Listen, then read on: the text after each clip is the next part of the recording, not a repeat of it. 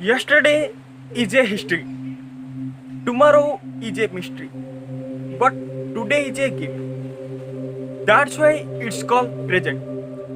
जय जगन्नाथ दर्शक बंधु मु विष्णु आपण स्वागत करम चैनल पॉइंट्स ऑफ व्यूज को। एक कहानी गोटे जमीदार जहाँ पाखे अपर्याप्त धन जमी गाड़ी बंगला सबकि एपरी किसी नाला जहाँ जमीदार पाखे अभाव थिला। सब काम चाकर बाकर मैंने करदे तेणु जमीदार आराम करने छड़ा आ कि कम ना दिनकर कथा से निज कोठरी बसी आराम कर मन विचार आसला मोर जिते भी प्रॉपर्टी अच्छी से सब हिसाब करवा देखा केते प्रॉपर्टी अच्छी। से निजर मैनेजर को डाकिले कहले कि मोर जिते भी प्रॉपर्टी अच्छी जिते जमी घर धन संपत्ति जहाँ भी किसी अच्छे सबू हिसाब करी 7 दिन भितर मो आगे गोटे रिपोर्ट प्रकाश कर। मैनेजर सेपरी कले 7 दिन पर आसी देखिले कहले कि सर आपण पाखे जिते भी धन संपत्ति अच्छी से आपणकर 7टी पीढ़ी आराम से चली पार।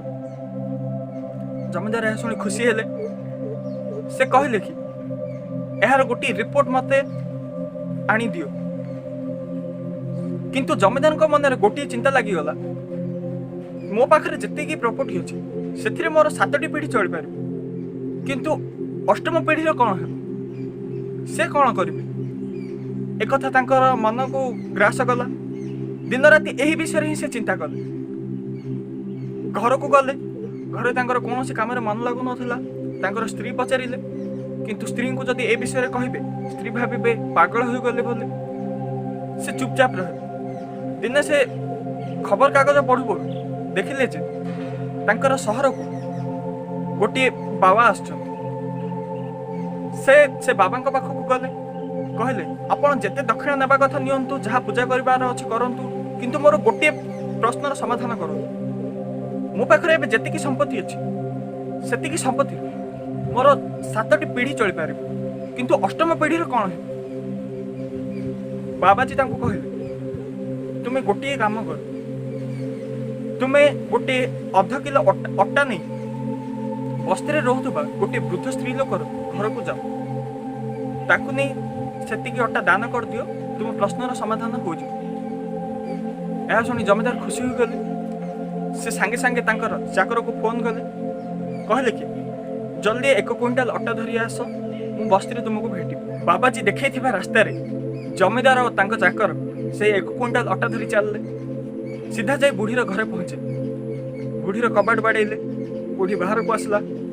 जमीदार गोड़ तले पड़ी कहले माताजी मुझे सहर गोटे बड़ दानी आपण ये थे बोली मत जना नाला मुझे आज जानवा पाइली मु सीधा आपण घर को 1 क्विंटाल अट्टा धरी आसी अट्टा को आप रखी दिंतु यह आपणकर 1 मास पर्यंत राशन कम आपन को खाद्य संग्रह करने को पड़ो ना। बुढ़ी लोक मना कल कहले आज तो मुझे खाई सारी आज मोर भोजन व्यवस्था हो सारी तेणु मत आज किसी भी दरकार नहीं। जमीदार कहले ओ एथिरु 3-4 केजी अट्टा रखी दिंतु आप 3-4 दिन राशन व्यवस्था हो। बुढ़ी मना कला ना आज व्यवस्था मोर हो सारी जिते 3-4 दिन कथा आसो से देखा। जमीदार शेष कहले एथिरु आपण अध केजी अट्टा रखी दिंतु कारण यह आपण काली कामर आसो आपण को खाद्य हैरान होगा पड़ो ना। बुढ़ीटी पुणी मना कल कहला ना देख आज मोर खाद्यर व्यवस्था हो सारी जिते काली सकाळ हेबो सेते बेले मु कालीर खाद्य कथा चिंता करी। एबे वर्तमान जमीदार तांकर उत्तर पाई सारी।